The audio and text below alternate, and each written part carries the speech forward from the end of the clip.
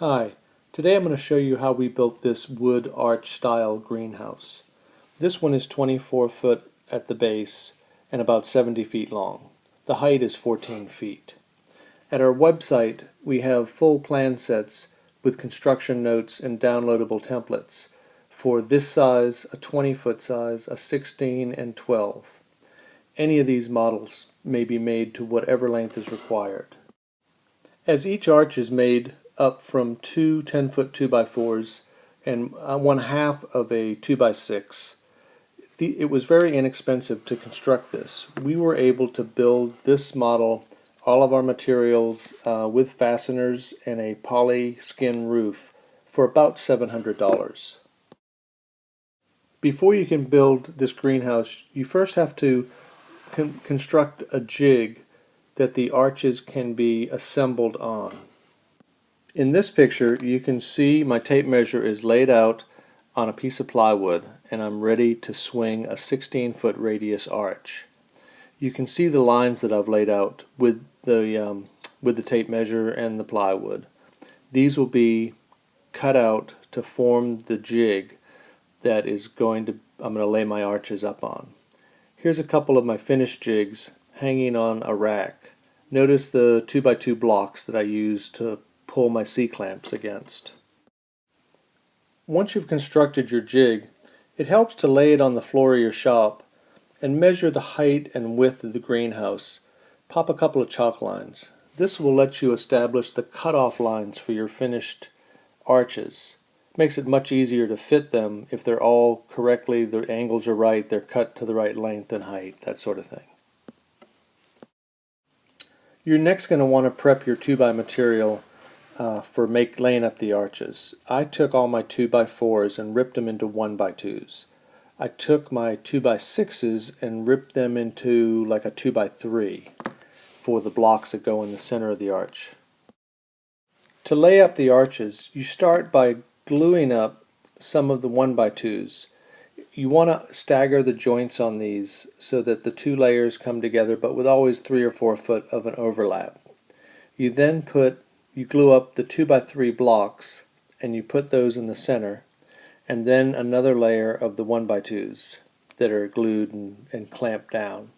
I like to start in the center and work out towards both ends. It seems to work better that way. It's tightening the clamps as you go. It's better to tighten 2 or 3 clamps a little as you go instead of just trying to crank down each one individually. I keep some small clamps to pull together any little deviations in the wood, any little gaps. This seems to help just until the glue can kick off or I get a few staples in there.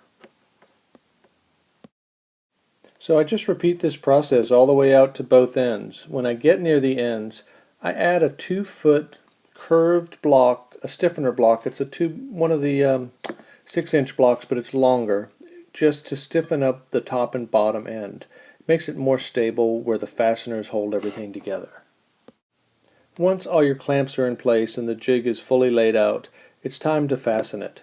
We used 1.5-inch, 1/4-inch crown staples every 3 inches, and then where the blocking is, the 6x blocks, we used a 16 penny or like a 12 penny ring shank nail, 2 of those in each one.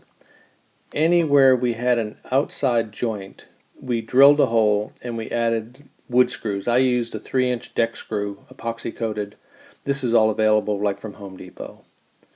Once all your fasteners are in place, those lines that we transferred on the floor of the shop, you're gonna copy those lines off your jig and transfer them to the finished arch.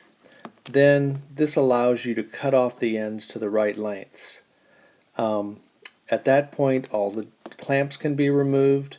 You can cut both ends of your arch, and then we were pretty liberal with our glue, so it's nice to do a little rag cleanup to get all the extra glue off your arch and off your jig, because you're going to stack these up to let them dry, and you don't want to come back the next day and have glued them all up into a big block.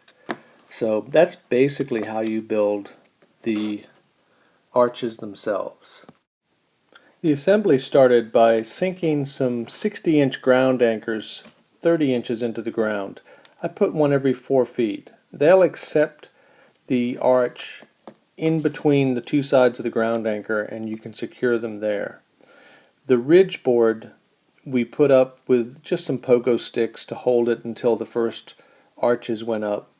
Once the arches are pressing against from either side, it gets pretty stable.